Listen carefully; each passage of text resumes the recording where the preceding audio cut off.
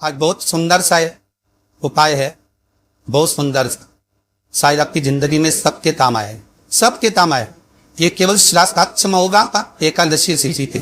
जिसको प्रैक्टिकल करना है वो यहाँ से जाकर भी कर सकता है, कहीं पर भी कर सकता, करना जरूर।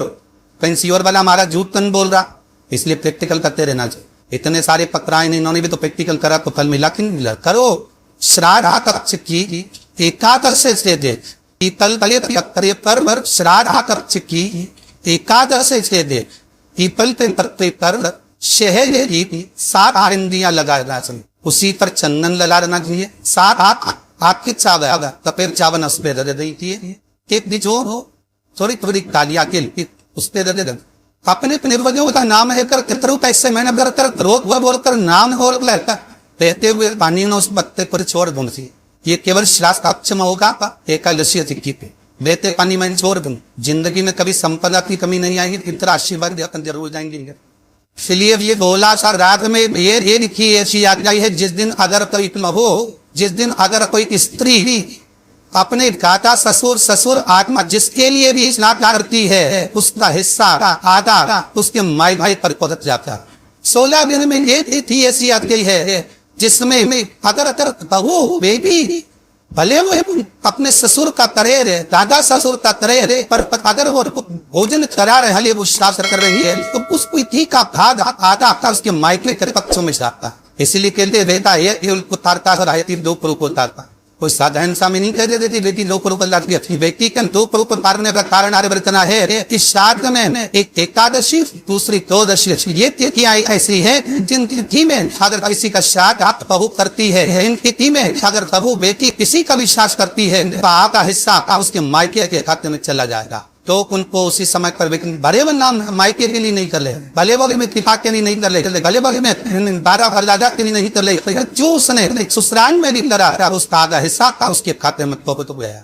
एकादशी और द्वादशी ये रात पक्ष में तिथियां करती हैं, इन तिथि का भाग जो तो श्राद्ध करता है उसके खाते से थोड़ा थोड़ा इनके खाते में भी पहुंचा जाता है। श्राद्ध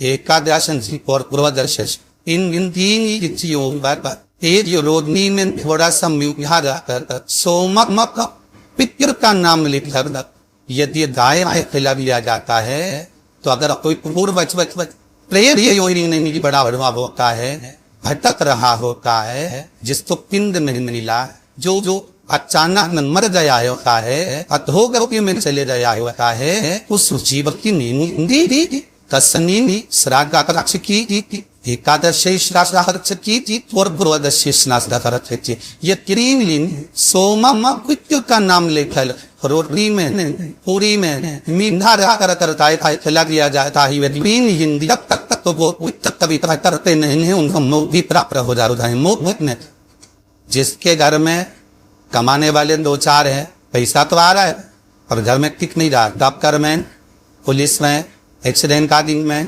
कहीं गलत जगह पर व्यसन में अगर पैसा जा रहा है, जुए में मांसाहार मदिरा पान, या कहीं आया पैसा आने में कमी नहीं है, आ रहा है पर टिक नहीं रहा, रुक नहीं रहा, कोई मान नहीं आ गया, दे दिया पर मां से अपने पास नहीं आ रहा, अपन कह रहे भैया और पैसा लौटा दो, नहीं आ रहा।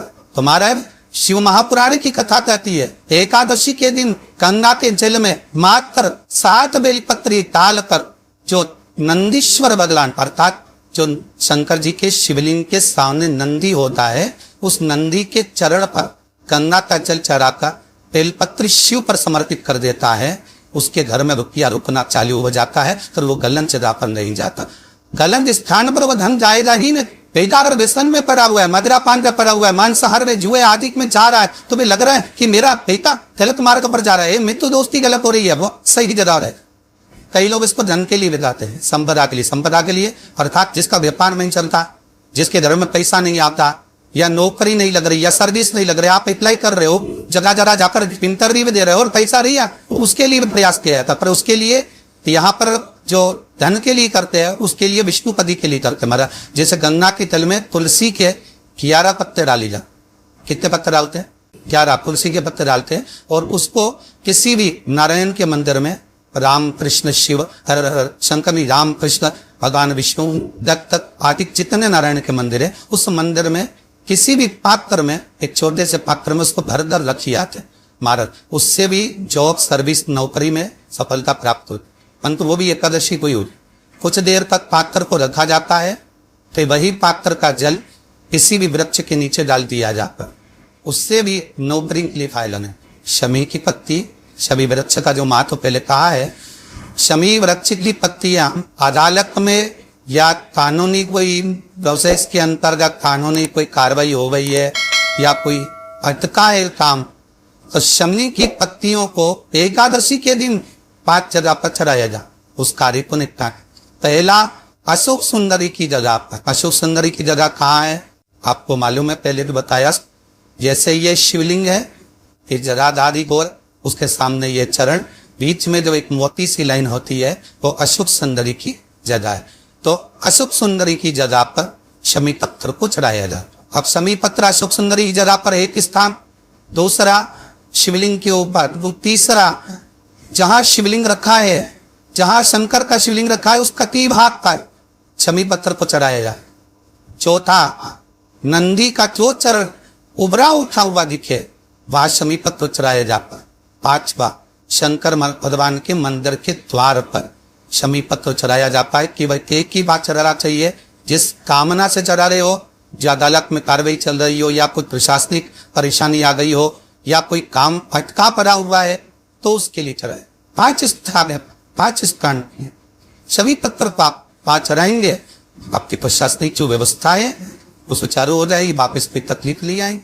शमी पत्र की मान 2 तिथियां गरुड़ पुराण व्याख्यान वर्णन करती है, एकादशी और द्वादशी।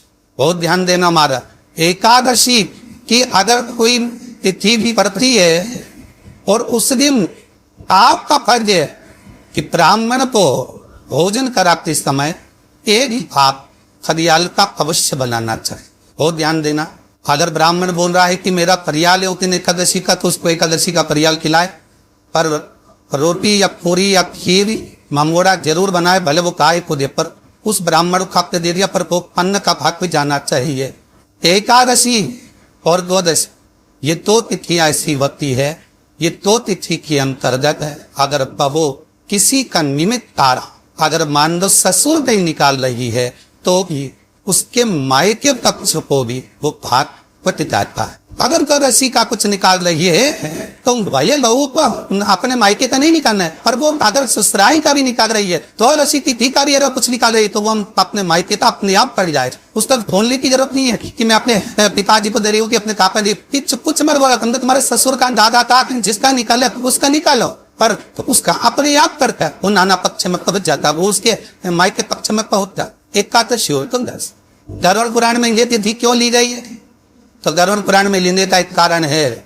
एकादशी की तिथि एक ऐसी तिथि है कि कोई संघ महात्मा जो भी सन्यासी तपस्वी साधा उपासक, कोई ब्राह्मण, कोई साधु, कोई तपस्वी, कोई संत, कोई मंडलेश्वर, कोई तीर्थाधीश्वर, कोई जगदीश्वर, जो भी पर विराजमान है, ये अगर प्राण छोड़ देते हैं तो इनकी श्राद्ध में तिथि होती है वो एकादशी ही होती। इनकी जो श्राद्ध होती है वो किसी तिथि पर नहीं हो सकती, ना एकम न दुई न तीन न कोई नहीं, अगर होगी तो एकादशी की तिथि भी हो।